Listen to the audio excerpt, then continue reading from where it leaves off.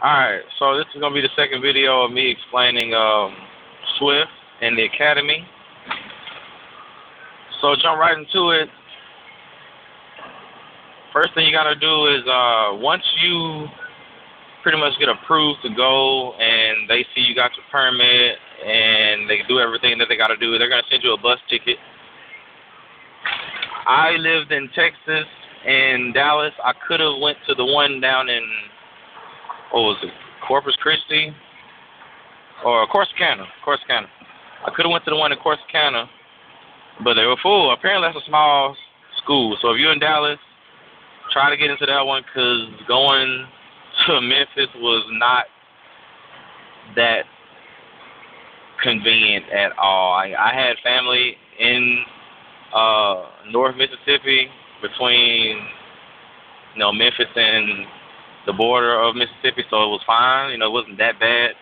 But man, that sucked having to pay for the hotel because if you go through Swift to stay at the hotel, that's a $500 balance that they add onto your loan. So let's discuss the loan before we even get into the whole process of going to orientation, because that's a big part of the decision that's gonna, influence a lot of people to go to whatever academy they go to.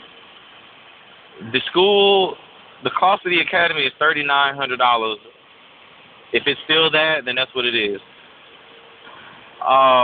After they add in the lodging, which is the hotel, which was a pretty nice hotel. It was the America's Best Inn in what was it, Hernando, Mississippi, Horn Lake, Mississippi. It was the America's Best Inn in Horn Lake. They still got the contract with them, I believe. It's a pretty nice hotel, pool, close to a lot of restaurants, Golden Corral outside, Kroger's next door, Zaxby's. You got some options there as far as food, and there's a Target around the corner, so all within walking distance. I think it was a Popeyes on the same parking lot, a Papa John's. Everything's right there, so that was okay. But if you do the lodging, now you owe them $4,400. It's an interest-free loan for 12 months. The reason why I said in my last video why you would want to stay with Swift is because instead of you paying back that loan, which would be $300 a month, Swift pays half of it. So they only take out $37.50, I believe, out of the $70 monthly payment that you have to pay. But you also have to pay for the lodging, so that's like another $20 a month if you have to do the lodging. So if you leave there, you got to pay that monthly on your own, which is $300. But Swift pays it, so you're not going to want to front all of that yourself, because when you start off making the money that you're making, it's gonna, you're definitely gonna see it. So I'm still with Swift 7 months later, 7, 8, coming on to 8 months, because I get my miles and everything. They treat me pretty good. I'll talk about that later. Anyway, once you go into the orientation process, the first thing that they're going to do is send you the bus ticket. And that's how you know that you're pretty much going to the academy. Now, it doesn't necessarily mean that you're hired, because there's a few phases to the orientation process. It's all going to happen within the first 3 days. So the first 3 days is what pretty much going to be you determining whether you're going to stay or not.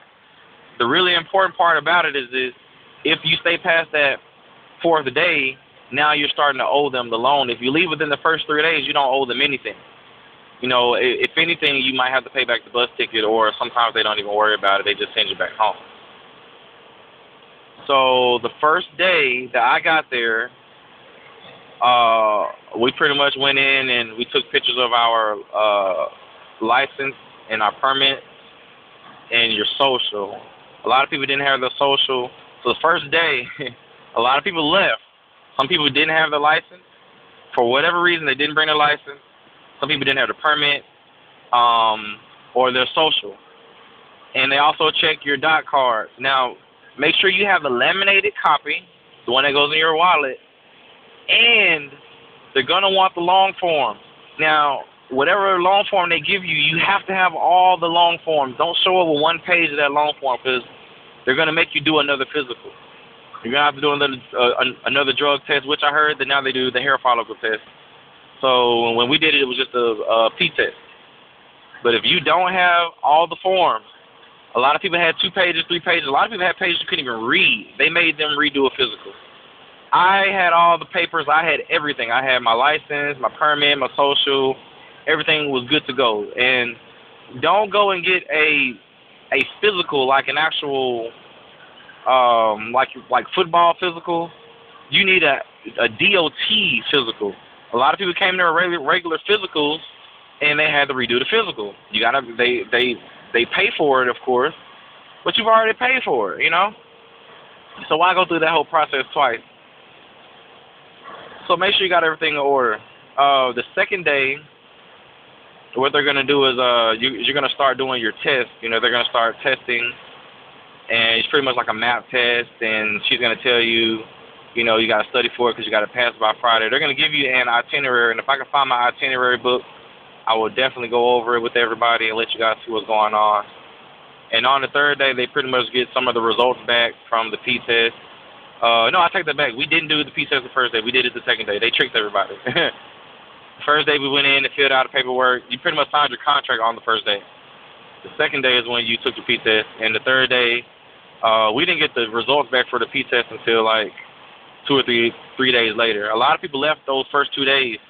Some people went and did the physical again, couldn't pass it, left on the second day. Some people didn't want to take the P test again. Some people had licenses that were expired or suspended. It was just all kind of crap. Pretty much, a lot of people, we started off with 30 people. By the third day, we had, man, like 20. And on your third day is when you actually go out to the truck. So those first 3 days, you're just doing all the work in the class. On that third day, you go out to the truck and you start doing your pre-trips and you start backing. So we started backing on Wednesday and Thursday. We weren't supposed to start backing until Thursday, but everybody that was there cleared everything that they needed to clear and got cleared to get in the trucks. When you go out to those trucks, man, it's something because you see them all the time, but you never actually step out in front of one and get to open up the hood and look under the hood and see all the components and get in the inside and see how the inside looks. And, you know, you see that shifter there and you're like, man, this thing has 10 speeds in it, 10 gears. How am I ever going to drive with 10 gears? Or how am I going to back this thing up with a trailer on it? So it was definitely a neat experience getting in front of the trucks. The video's getting a little lengthy, so I'll come back and talk about the different weeks and the actual hotels and the whole roommate process. I'm out.